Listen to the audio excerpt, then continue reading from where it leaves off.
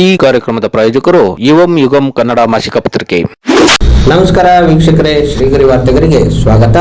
ನಾನು ನಿಮ್ಮ ಗ್ರಹೇಶ್ವರ ಗಾರ್ಡಿಗೇಂದ್ರ ಅಂತ. ನಿನ್ನೆ ಒಂದು ಬೆಳವಣಿಗೆ ನಡೆದಿದೆ. ದೇಶದ 3 ಘನ ನ್ಯಾಯಾಲಯಗಳು, ಒಂದು ಮುಖ್ಯ ನ್ಯಾಯಾಧೀಶರು ಮೇಘಾಲಯ, ಹೈಕೋರ್ಟ್ ನ್ಯಾಯಾಧೀಶರು ಅಲಹಾಬಾದ್, ಒಂದು ಐತಿಹಾಸಿಕ ತೀರ್ಮಾನವನ್ನು ಹೇಳಿದ್ದಾರೆ. ಧರ್ಮದ ಆಧಾರದ ಮೇಲೆ ಭಾರತ ವಿಭಜನೆ ಆಯಿತು. ವಿಭಜನೆ ಆದಂಥ ಭಾರತ ಧರ್ಮದ ಆಧಾರದಲ್ಲೇ ಯಾವ ಪಾಕಿಸ್ತಾನ ಮತೀಯ ರಾಷ್ಟ್ರವಾಗಿ ಥಿಯೋಕ್ರಟಿಕ್ ಸ್ಟೇಟ್ ಆಗಿ ಕನ್ವರ್ಟ್ ಆಯಿತು.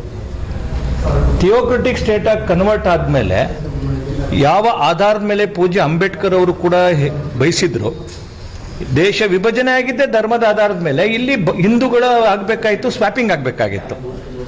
ಆದರೆ ಮೂರ್ಖ ನೆಹರು ಮನೆತನ ಮಾಡಿದಂಥ ಒಂದು ಬ್ಲಂಡರ್ಸಿನ ಕಾರಣಕ್ಕೋಸ್ಕರ ಇವತ್ತು ನಮ್ಮ ದೇಶದ ಒಳಗಡೆ ಅನಾವಶ್ಯಕವಾಗಿ 75ನೇ ಇಸ್ವಿಯಲ್ಲಿ 36ನೇ ತಿದ್ದುಪಡಿ ಮುಖಾಂತರ ಜಾತ್ಯತೀತ ಸೆಕ್ಯುಲರಿಸಮ್ ಅಂತ ತಂದುಬಿಟ್ಟು ಇವತ್ತು ಈ ದೇಶದಲ್ಲಿ ಹಿಂದೂಗಳನ್ನು ಏನು ಬಹುಸಂಖ್ಯಾತರಿದ್ದಾರೆ ಅವರು 2ನೇ ದರ್ಜೆ ನಾಗರಿಕರಾಗಿ ಬದುಕುವಂಥ ಸ್ಥಿತಿ ನಿರ್ಮಾಣ ಮಾಡ್ತಿರೋಂಥ.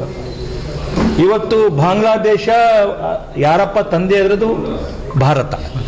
ಬಾಂಗ್ಲಾದೇಶವನ್ನು ಮುಜಿಬುರ್ ರೆಹಮಾನ್ನ ಇದ್ಮೇಲೆ ಮುಕ್ತಿವಾಹಿನಿ ಮುಖಾಂತರ ಅವತ್ತಿಗೆ ನ್ಯಾಯವನ್ನು ಕೊಟ್ಟು 3900 ನಮ್ಮ ದೇಶದ ಸೈನಿಕರು ಬಲಿದಾನ ಮಾಡಿದ್ರು ಬಾಂಗ್ಲಾದೇಶ ನಿರ್ಮಾಣಕ್ಕೋಸ್ಕರ.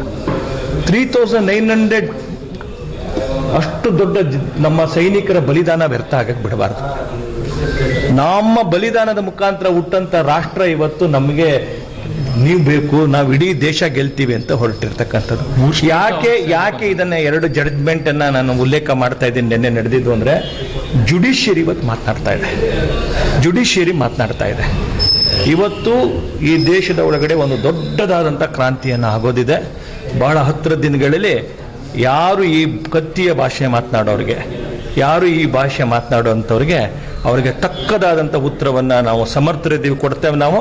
ಆ ದಿಕ್ಕಿನಲ್ಲಿ ಬಾಂಗ್ಲಾದೇಶದ ಏನು ಪ್ರಯತ್ನ ಇದೆ, ನಮ್ಮ ಮಿಸ್ತ್ರಿ, ನಮ್ಮ ಫಾರಿನ್ ಸೆಕ್ರೆಟರಿ ನೆನ್ನೆ ಅಲ್ಲಿಗೆ ಹೋಗಿದ್ರು. ಅವ್ರು ಭೇಟಿ ಮಾಡಿ ಅವರಿಗೆ ಏನು ಹದ್ದುಬಸ್ತಲ್ಲಿ ಇಡಬೇಕು ಅನ್ನೋಂಥದ್ದು ಮಾಡಿದೆ. ಇದ್ರ ಹಿಂದ್ಗಡೆ ಇರ್ತಕ್ಕಂಥ ಯಾರು ಡೀಪ್ ಸ್ಟೇಟ್ ಇದೆ, ಸೊರಸ್, ರಾಹುಲ್ ಗಾಂಧಿ, ಸೋನಿಯಾ ಗಾಂಧಿ. ಕರ್ನಾಟಕದಲ್ಲಿ ಸೊರಸ್ಸಿನ ಭಕ್ತರಾಗಿರ್ತಕ್ಕಂಥ ಪ್ರಿಯಾಂಕಾ ಖರ್ಗೆ, ಇವರೆಲ್ಲರ ಕಾರಣಕ್ಕೋಸ್ಕರ ಈ ಎಲ್ಲ ವಿದ್ಯಮಾನ ನಡೀತಿದೆ. ಭಾರತ ಸಶಕ್ತವಾಗಿದೆ, ಭಾರತ ಸಮರ್ಥವಾಗಿದೆ. ಬಾಂಗ್ಲಾದೇಶದ ಯಾವುದೇ ಈ ಒಂದು ದುರಾಕ್ರಮಣವನ್ನ ಅತ್ಯಂತ ದೊಡ್ಡದಾದಂತಲ್ಲಿ ಈಟ್ಕ ಜವಾಬ್ ಪತ್ತರ್ಸಿದೆ. ಮತ್ತೆ ಮುಂದಿನ ವಾರ್ತೆಗರಿಯಲ್ಲಿ ಭೇಟಿಯಾಗೋಣ.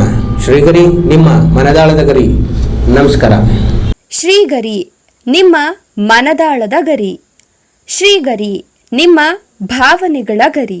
ಶ್ರೀಗರಿ, ನಾಡಿನ ಹೆಮ್ಮೆಯ ಗರಿ. ಮನಗಳ ಗರಿದು ಶ್ರೀಗರಿ, ತನುಮನ ಧನಗಳ ಗರಿದು ಶ್ರೀಗರಿ, ವಿಶ್ವದ ದೇಶದ ನಾಡಿನ ಗರಿದು ಶ್ರೀಗರಿ. ಶ್ರೀಗರಿ ಶ್ರೀಗರಿ ಶ್ರೀಗರಿ ಶ್ರೀಗರಿ ಶ್ರೀಗರಿ, ನಿಮ್ಮ ಮನದಾಳದ ಗರಿ.